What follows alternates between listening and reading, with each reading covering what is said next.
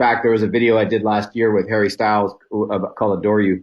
And it was like a 7-minute film about Harry friendship with a fish, suicidal, and they end up like, I mean, it was just like, I had that idea. I first pitched that, I think, to the Black Eyed Peas 15 years ago, and then to Katy Perry, I think, 12 years ago. And then I just kind of parked it. I'm like, I guess this is just my movie side coming out. I'll just not do it. And then Harry came along, and I'm like, I have this idea, but you liking a fish. And he's like, I love it. And I was like, really?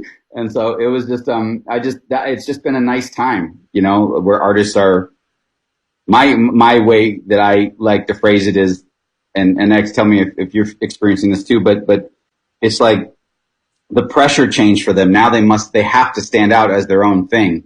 But, I mean, have a look at someone like Harry, for instance. I think on this second album, that's how he found so much of his success. Having that link into your sound, and we heard a bit of it on his first album, but this album, skyrocket. I couldn't be more proud of him. I actually spoke to him. Do you still use your Thor voice? Well, yes, I do. And they're not very far from each other. If you want to be Harry, it's a bit. Well, the thing about Harry is kind of, he likes to do this a lot as well. The watermelon sugar for me was, but Thor is very much the other way. Asgard. No, I was really happy about that Thor impression, but my throat's actually coming back now, as I'm getting better. And no, I don't really have a Thor voice anymore. Oh no, my voice got better. Now I can't talk like Thor. I spoke to Harry. Yeah, I did speak to Harry. Really lovely, actually. He called me because he has a sixth sense for if I'm struggling or if one of us is in trouble. I feel like.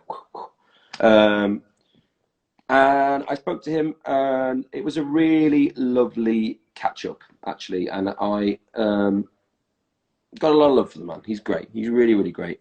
I think it's hard in this position sometimes. You're watching people's stories from afar that you used to know so well, and that can be difficult when you feel like a piece of you is missing with them at points, I guess.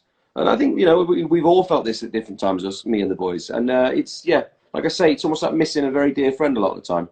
But everyone's so busy, and you've got to be understanding of all that. But I'd love us to get in a room at some point. I think would be the best thing. And we've all said it outside, but we've just not said it to each other. What's the craziest thing that Louis has ever done? I wouldn't even know where to start. I mean, it's just now it all blurs into I can just hear his laugh in the back of my mind for each thing that. I'm trying to think what's the greatest thing. I mean, we once broke into one of the stadiums in America and got chased by like a woman on a. Oh, hi, Cruz. Thanks for checking in. Yeah, I got chased by a woman on a. What's it called? A Vespa? No, not a Vespa. What they called the things you lean on. I don't know. Anyway, it was one of them little like cop machines, like a mall cop type thing. And that was quite crazy. He also left me on my own while I was being arrested nearly by a French policeman that I had to push over, which that still scares me to this day. But no, that's what friends are for. I helped him over the fence to get in somewhere. He left me with the policeman, who didn't have a clue who the hell I was, and tried to arrest me, even though I was going in just trying to innocently go to my hotel.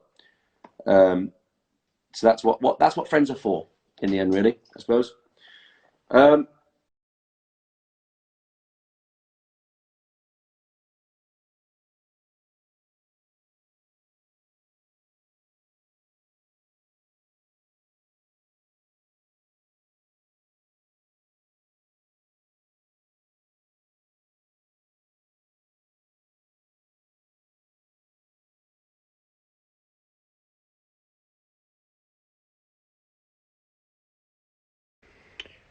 Hi guys. So when you're like thinking about what you like dreamt about last night, well, I just figured out I had the weirdest. Now, without sounding like a complete fanboy, I had the weirdest One Direction related dream.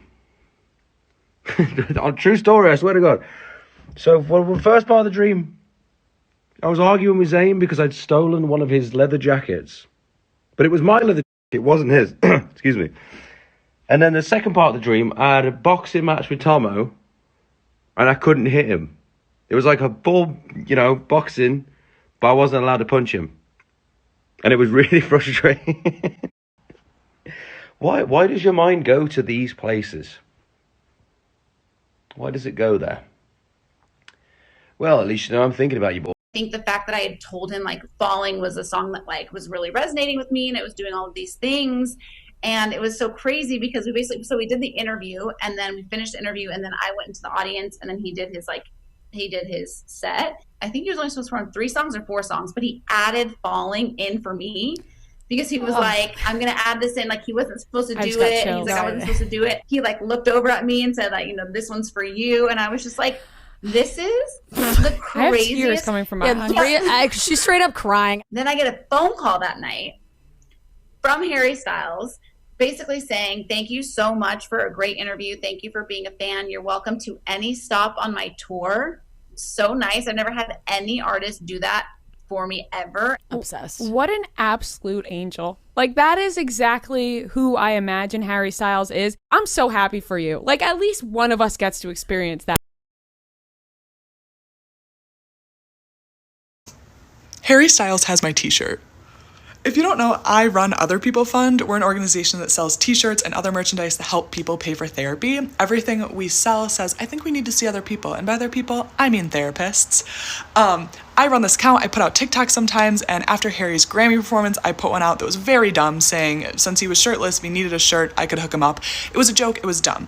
A few people said, reach out to his stylist, Harry Lambert. So I did, shot in the dark. Also, Harry Styles stylist Harry, mouthful. I've been dealing with that. I messaged him. I said, hey, big fan of your work. Here's a TikTok I made. I think some of your clients might like my merch. And then he responded. And he didn't just respond on Instagram. He responded on email, through my website, and on TikTok. And then he ordered 2 white shirts and a tote bag for Harry Styles. I love this clock app. So if you want to get a shirt and match Harry Styles and help people pay for therapy, go to otherpeoplefund.com and get yours.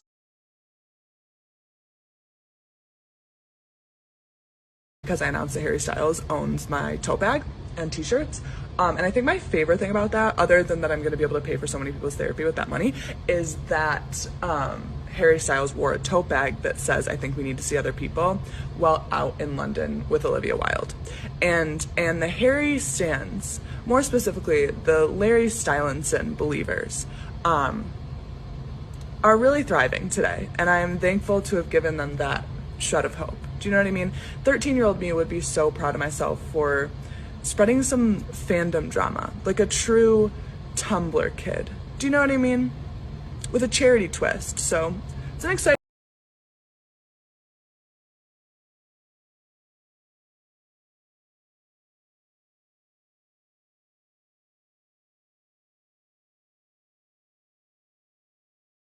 The June Award for International Album of the Year goes to Harry Styles. Harry is unable to join us tonight, but he has graciously sent us this video.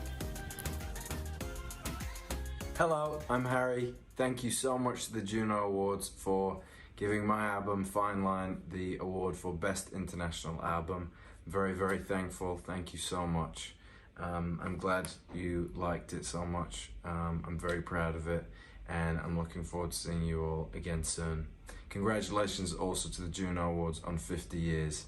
Happy anniversary, happy birthday, and I hope you're all having a good night. Take care.